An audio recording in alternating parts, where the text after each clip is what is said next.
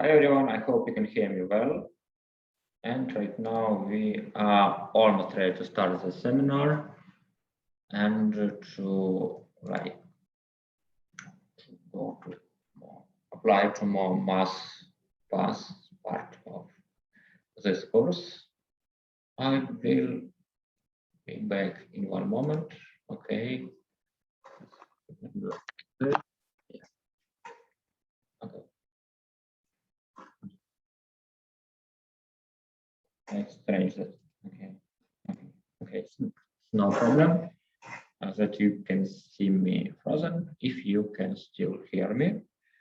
Today we will talk on how can we deal with Bayesian inference in the simplest case when there's actually no Bayesian type of things, but rather we are considering entropy and maximization of entropy for different cases.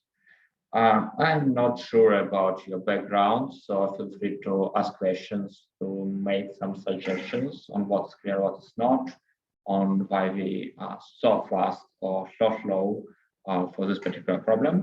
In general, our workflow today will be the following.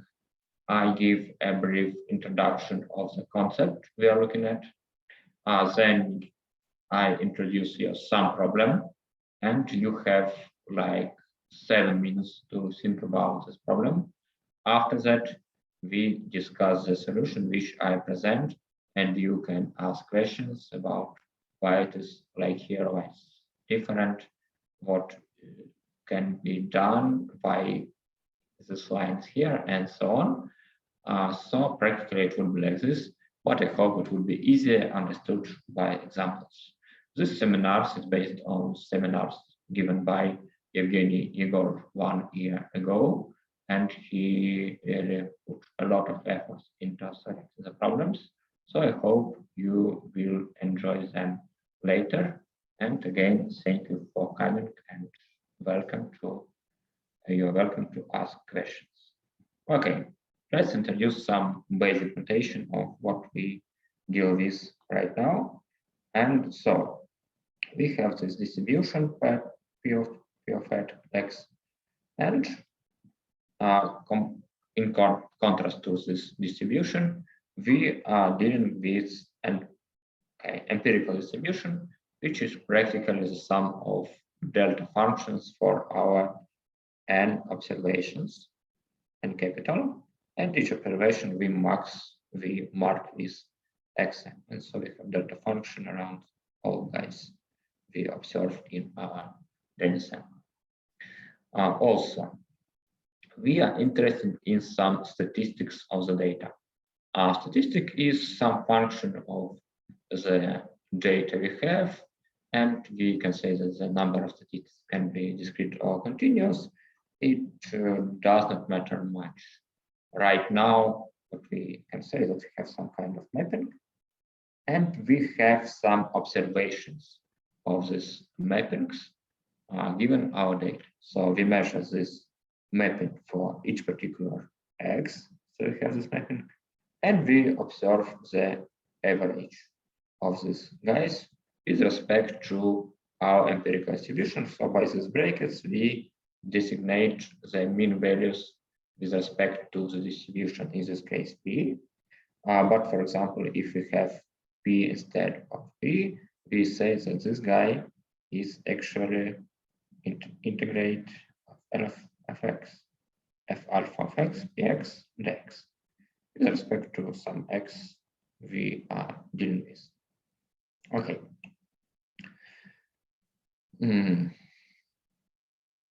And so in this scenario, we have mapping, we have the statistics we measure empirically.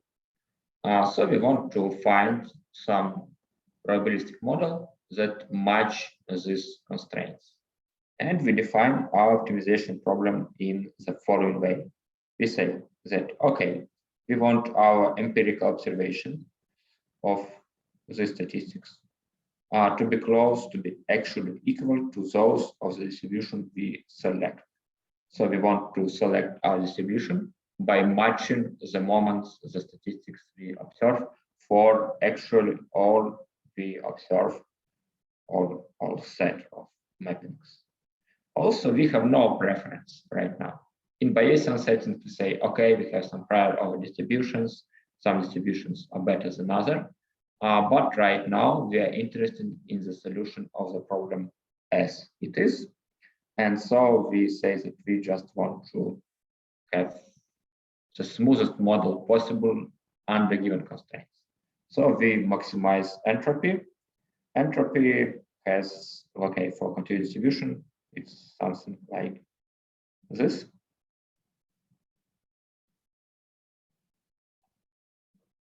And so we now should solve the optimization problem. And I suppose, yeah, so it's actually our problem.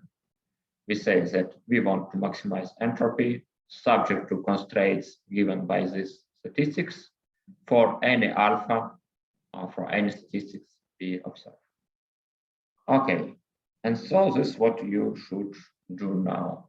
You should, for 7 minutes, try to figure out how can we solve this optimization problem. And I suggest you to consider the Lagrangian approach to optimization and also to use this equation below as a hint to the solution of this particular problem. So time is on, and we will start the discussion in about 2 p.m. So you're welcome to start, or maybe to ask some questions about the problem or the format in general, if you have any.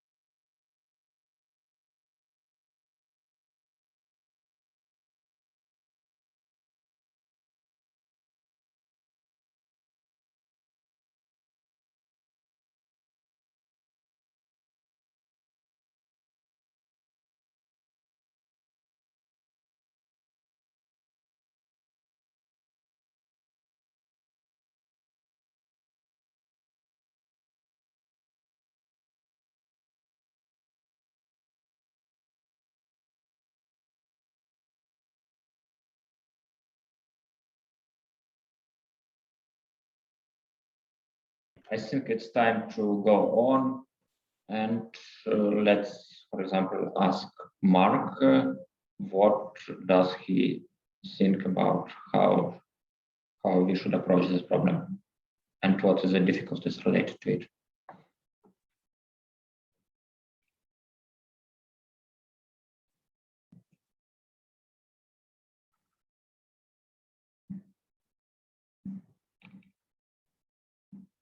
Or maybe someone else can comment on, like, is it clear how to solve the problem? Or what is the optimal way to solve it?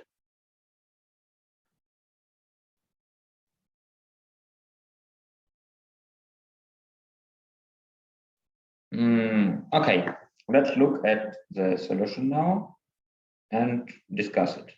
So basically we write down a Lagrangian, and it has the following form. It says, okay, we have this first term for the entropy, because entropy is like log p jx. Then we say, okay, we should meet our constraints.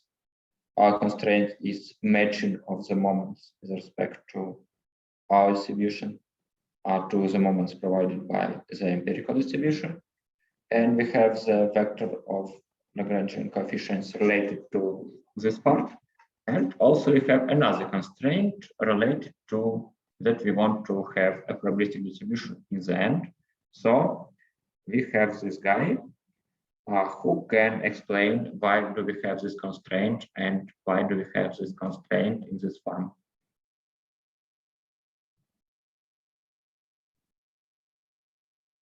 Okay, Oleg, can you try to unmute yourself and explain it why we have it like this?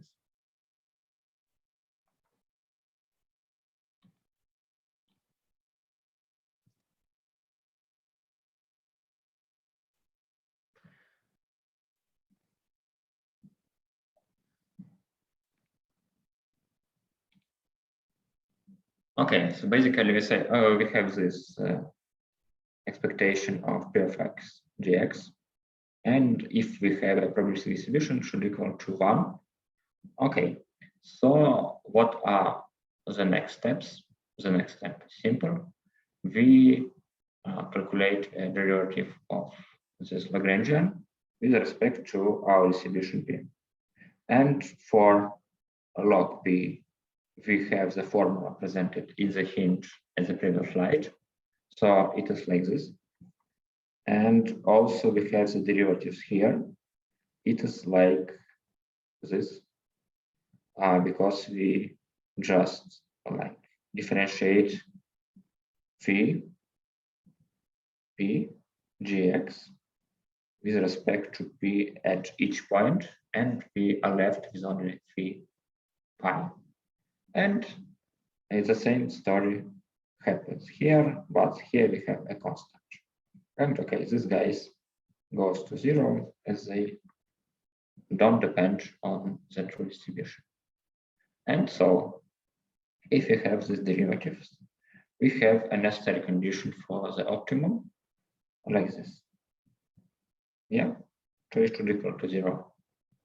And so if we have, I'm sorry, so we can say that log p should be equal to lambda t phi plus mu minus 1. If we exponentiate both parts of the equation, we have exponential of the scalar product of lambda and phi x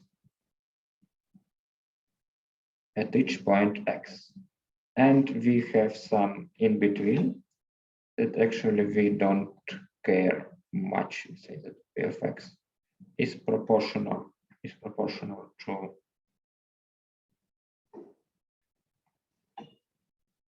exponential of this guy plus some stuff that corresponds to normalization constant, which we maybe will need later, maybe we don't need. Actually, we don't care at this moment. So we have this type of distribution as the solution to our problem. So this is the distribution that maximizes the entropy given the constraints, and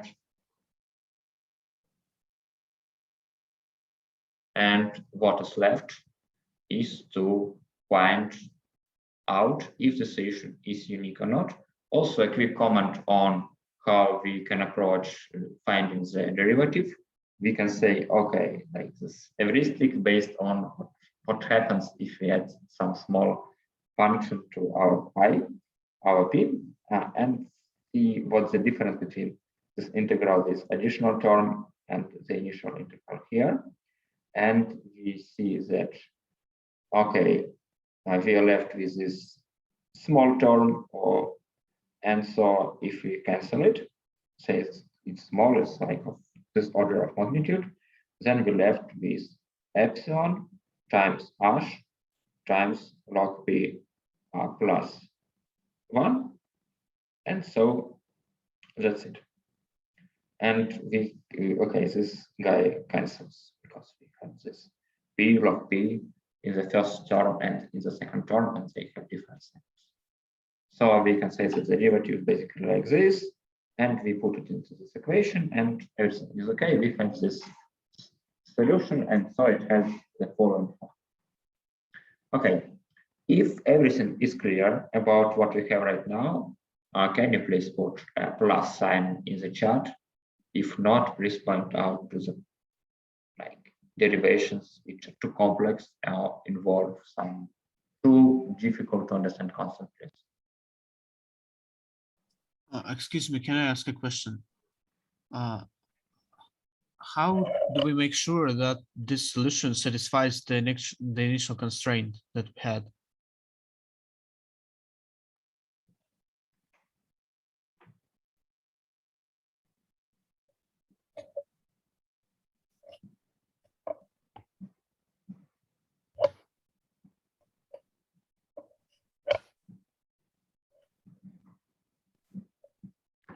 Okay, so I hope that everything is clear right now, and maybe we are going with two simple problems, but let's go and see what else we have. Can you hear me?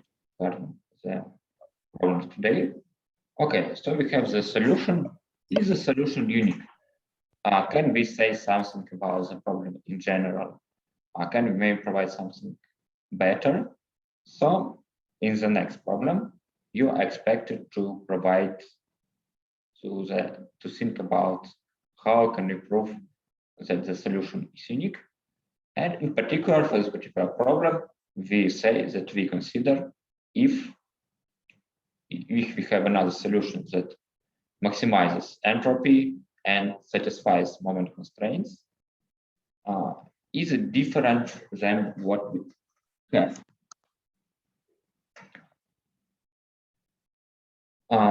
Also, you have another 7 minutes to think about this particular problem, to write down some equations.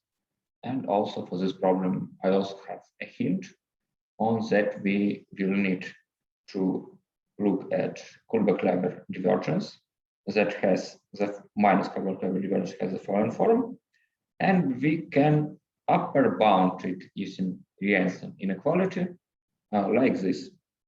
And this guy is equal to 0.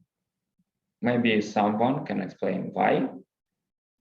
Igor, for example, can you explain why this term, why this guy equals to 0?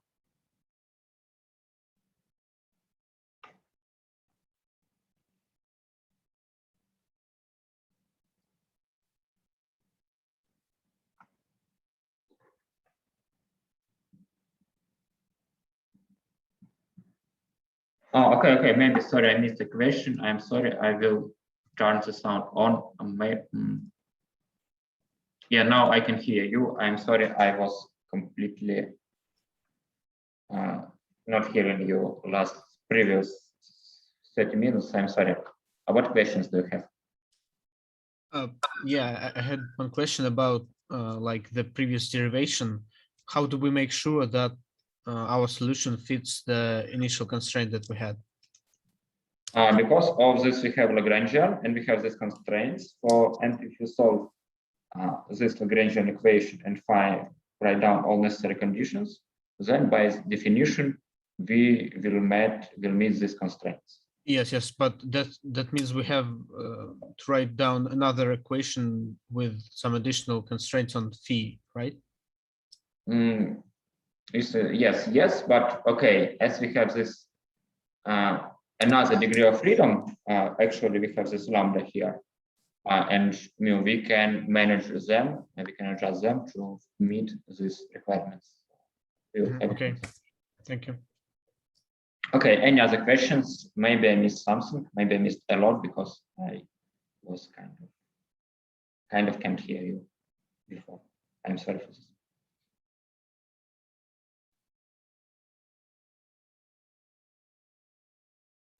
Okay, so we have another problem right now, and we have another 7 minutes to think about how can we prove that for any other solution Q, we will have something that's actually not better than P, given that we met the similar constraints for Q, P, and it's come from our empirical mu values. Okay, so I think in 5 minutes, we will discuss the solution.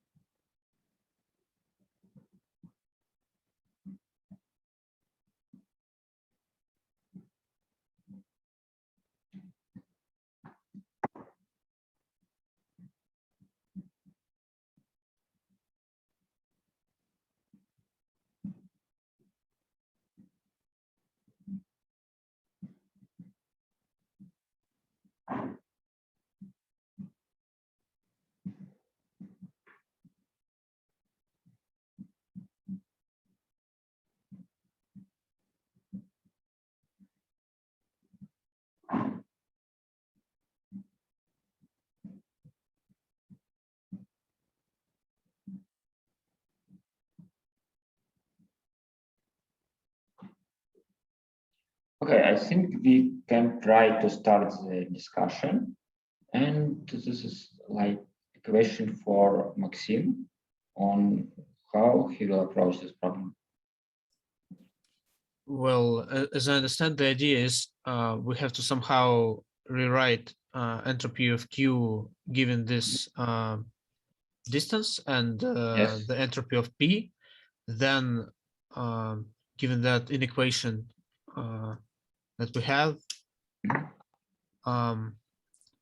we will basically receive the result. But unfortunately, I don't know how to to make the first step, how to rewrite this HQ to make. Okay. First question: do you know what is Kullback-Leibler divergence? This guy. Well, it's the relative entropy, but not quite sure how to work with it. Okay. So let's do it like this. Actually, we have the solution. So.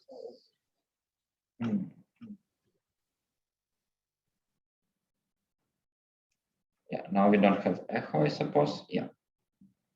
So let's see what the entropy is. There is a minus of Q log Q. So let's divide by log P and multiply by log P. So basically we have it log Q divided by P and multiplied by P. So it's like this.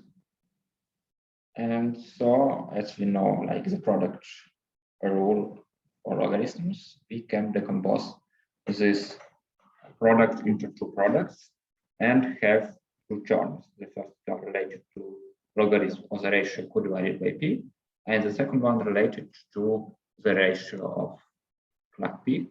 And we can look at this guy here. And actually, if you go back to the previous slide, it's the Kullback-Leibler divergence, like kind of a distance between Q and P. It's actually not a distance, but it plays an important role in statistics. I hope most of you know this kind of divergence, but basically we have it like this. Okay. And it's easy to see from the equation we had before that this KL divergence will be greater than or equal to 0, and actually equal to 0 only if Q and P coincides. And what's left is this Q multiplied by this guy. As you can remember, for P, we have this formula on X of lambda times 5. And we also have, okay, it's proportional to, and we also have a normalization constant, Z capital of lambda. So the formula is like this. Okay, we can say that for this guy, we can write down the upper bound here by replacing Q by P, because we have Q log Q dx or Q log P dx and P log P dx, and we can say that actually this guy is larger. So if we replace Q by P, we have an upper bound here. So we have this third line. And if you look at this guy, it's an entropy. So we go to the next line here. We have two terms. The first term is the distance, that minus distance, so it's smaller than 0, and entropy. So we can say that this, let's see, here we have an upper bound if we say that this guy is greater or equal to 0. So finally, we can say that entropy for the distribution Q is smaller or equal to the distribution P, and we can get something more interesting, given that we have these two solutions. So in the end, our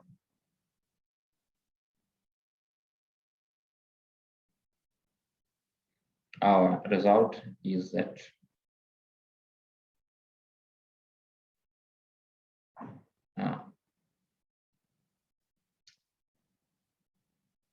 okay, actually, I have like a bad explanation on this.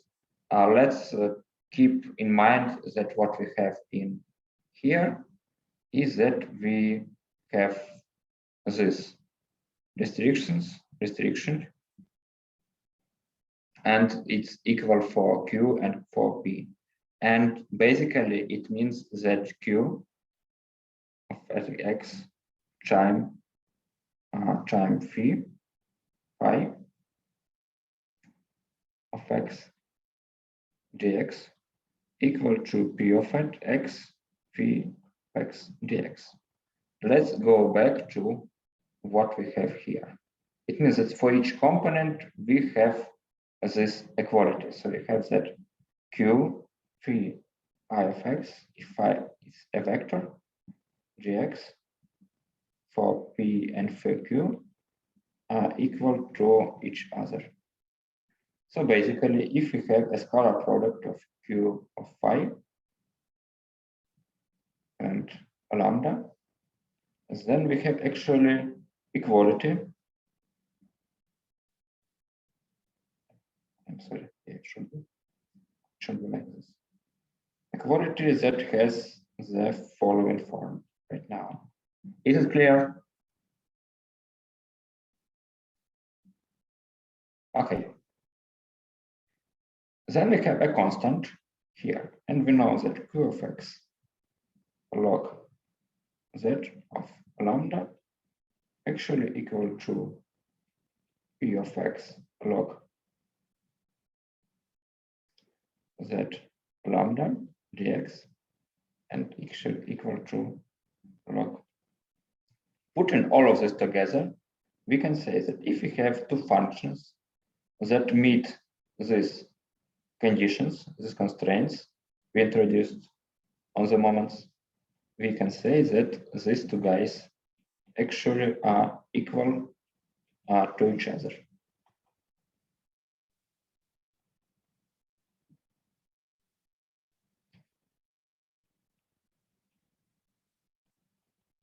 So basically, we have it like this. We have actually, it would be better to say that, yeah, we have inequality here, and everything else, I suppose, is pretty straightforward. If not, please ask more questions.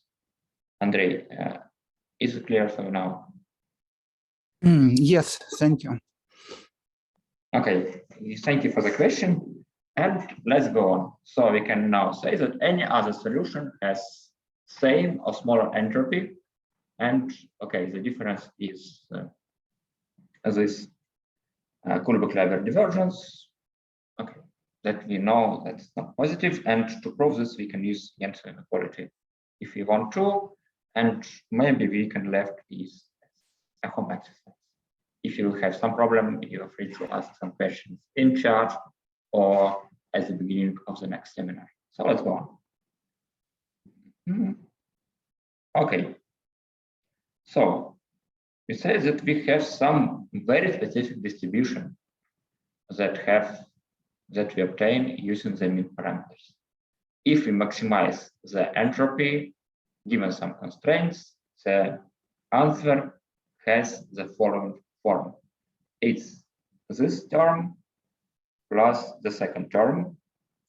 I slightly rearranged the designations here, and we replaced this z of lambda, okay, with a of lambda actually, but I hope it's still clear what's going on. It's just a normalization constant we have for our distribution, because the second part actually does not depend on x. Only the first part is related to x and actually to this statistics of s. And okay, for our a of lambda, we have the following formula to normalize the distribution. So right now, if we integrate p of x lambda gx for x, we will have 1 Okay. We now try to investigate this family of distributions. Actually, it's called exponential family of distributions. If you don't know. And now we can equip it with some additional assumptions and try to look into more details on what's going on and what are another nice properties for this particular distribution. Okay, we can assume that this phi is the minimal sufficient statistic, so we can drop something, and formally we can say that there exists no lambda such that this guy is constant here, like. And also we will consider two types of parameters when we search this lambdas for, because we know this p up to this parameters lambda, and we are free to select lambdas. Yeah, actually, we can try to consider different spaces of lambdas here, and we can say that we have natural parameters, and we can say that we select such lambdas that this normalization constant is smaller than plus infinity. So it's pretty natural restriction if we want to consider a probabilistic distribution. Also, we can look at the space of the mean parameters here, and we can say that we can try to find such distributions Q that for them it holds that the mean value of this distribution with respect to the distribution phi of values phi is equal to this is equal to some mu. And now the question is, what is the correspondence between the natural parameters and the mean parameters? And to answer these general questions, we will try to answer the two specific questions. This again the formula for this px, these parameters lambda, and we actually now are trying to solve one technical problem. What is the derivative of this guy a of lambda, and also what is the properties of the maximum likelihood solution actually for this, because we write down for ID sample of x1 to xn the maximum likelihood of which equivalent to maximization of logarithms of maximum likelihood, which actually is the solution of this optimization problem. So you have another 7 minutes to think about these two problems, to write down some formulas, and then to compare to what I will get. So you're welcome, and we will continue a bit later.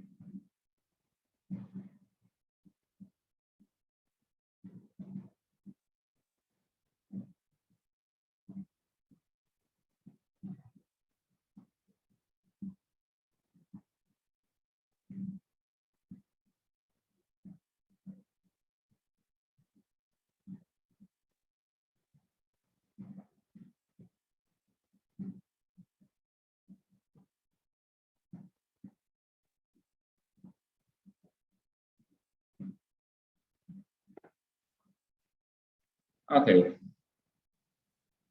Let's go on and discuss the solution. Now, the first problem, I think it's pretty easy in my opinion, but it has a little trick in it. So we want to have this derivative of a of lambda, and a of lambda is actually this logarithms of, as you can remember from here, logarithms of this exponential function.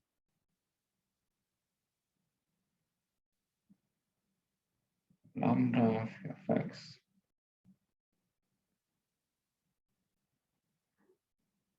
dx. Okay, if we have the derivative of this guy, we have 1 divided by this exponential part, and we have the second part, but we have a derivative of the linear function, of exponential of a linear function, so it is like this. Exponential is similar to what we had before, and if you have this derivative of the scalar product of lambda times phi, we have only phi, because we have the derivatives with respect to lambda. Okay, so let's see what we can do with this stuff. And we can start with noticing that actually this is everything besides like this phi is what we already seen actually. It's actually pi of x, or if we decompose it using our formula, it's actually lambda pi of x minus a of lambda here. So we can say that it's similar to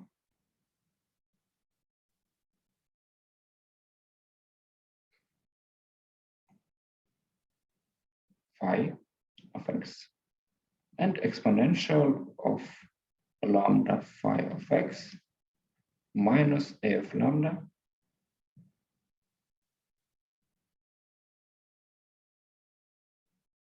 dx. So it's like this.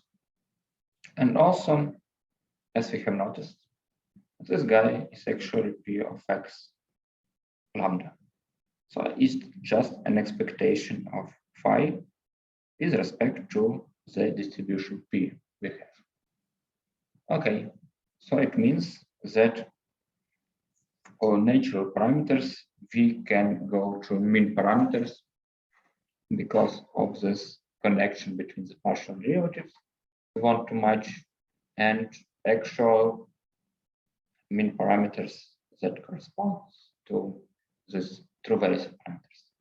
Also, we can try to go another direction by looking at the problem we want to solve. So we write down this equation as the maximum likelihood estimation, because this guy inside is the likelihood for ID sample, and then maximizes in respect to lambda. Okay, but we can see what this pi of x is actually pi of xn. For lambda is exponential of lambda phi of x minus a of lambda. So for logarithm, we have pi of xn lambda xn minus a of lambda. Okay. And so if we sum everything for n capital different samples, we have it like this. We have this normalization y divided by n, or we can write it down in a slightly different form and say that we want to maximize this scalar product minus n capital A lambda. There is no difference. Okay, but so we have the equation and we want to maximize it. In this case, we take a partial derivative for both sides. For left side, we have the partial derivative of a linear function with respect to lambda, and we are left with only these guys. And for A, we already know what is the partial derivative of A with respect to lambda. It's like this. So if we want to find lambda here, we should find such lambdas that the partial derivative of our function, which maybe can have some analytical form, is similar to what we have for empirical distribution. Actually, this guy in the left actually is the mean value of phi given the empirical distribution obtained from our sample of size and capital. So we can say that we have an attempt to solution our optimization problem. And if we match this moment, the partial derivative of A and empirical values, then we satisfy the necessary condition. But also we want these values of lambda to provide the maximum. In this case, we can say that we want to think about how can we deal with this problem. Actually, we will try to find the solution by looking at the matrix of partial derivatives, second partial derivatives of A with respect to lambda. So right now, we want to establish the convexity of A of lambda. Okay, here the suggestion is to do like this, but you can try to think actually about the probabilistic way of thinking about this particular guy, and also to look at what we have done before on A of lambda, and for example, recall that GA of lambda actually is phi exponential of lambda phi of x minus A of lambda, and in something, a big success. And so it's your turn now, and you have another 7 minutes to think about this problem, about the solution.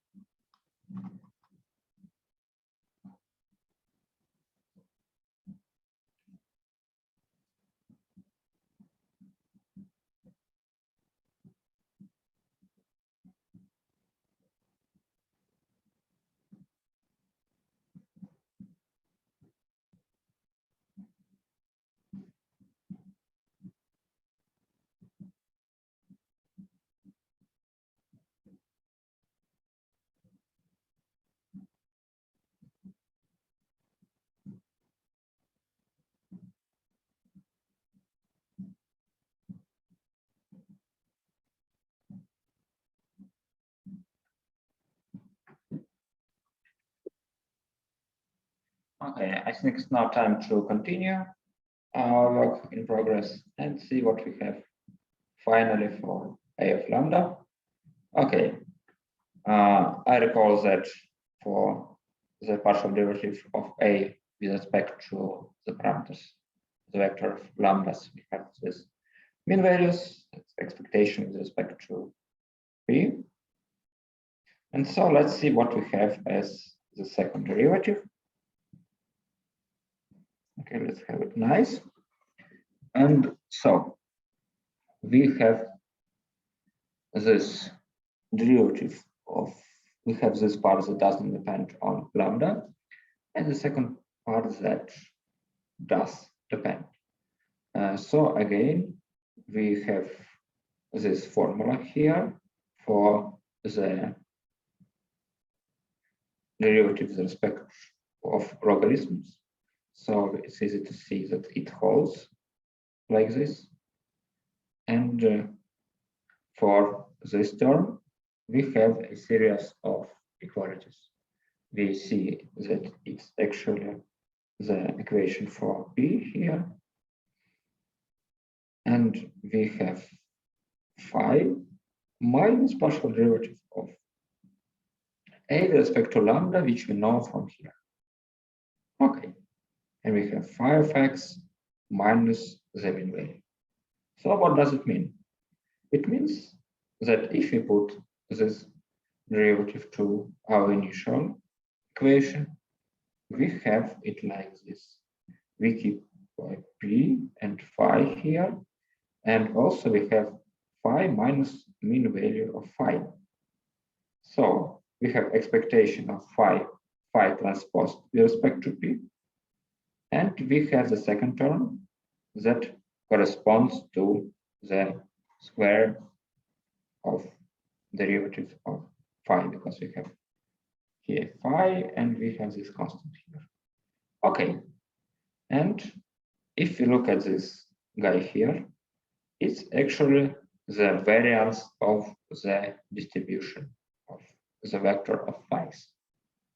So, or in other words, it's a covariance matrix here. As we know from basic probability theory, this matrix is non-negative definite. And this means that we have the same property for this vector of second partial derivatives. And so our optimization problem for maximum likelihood estimation obtained here actually is concave. It means that our program is generally good, and for all members of exponential family that can be described with P of x of this form, we have an optimization problem that is good for the maximum likelihood estimation. So we not only have nice equations for the maximum likelihood problem, but also we have nice properties. And going back, we can say that members of this exponential family are good when we are thinking about how to maximize the entropy under some constraints without any additional requirements on what kind of family we consider. So we actually don't talk here about the parametric approach to statistics, only partially at least, but rather we will focus on the general solutions, on what kinds of solutions we obtain to have when we are dealing with maximization of entropy, which sounds like a good idea in many cases. Like the smoothest solution given some constraints on the models or on some statistics. And so this is the end for today. Thank you for listening. If you have questions, it's the right time to ask them. And also maybe you can review this seminar and ask them later. We also will be able to answer them in the chat. I hope that we will have more intense discussions during the next seminars when we will discuss other properties of the exponential memory and of this type of parameterization when we are thinking about lambdas and thinking about mules that are connected with lambdas in very nice, actually mathematical way.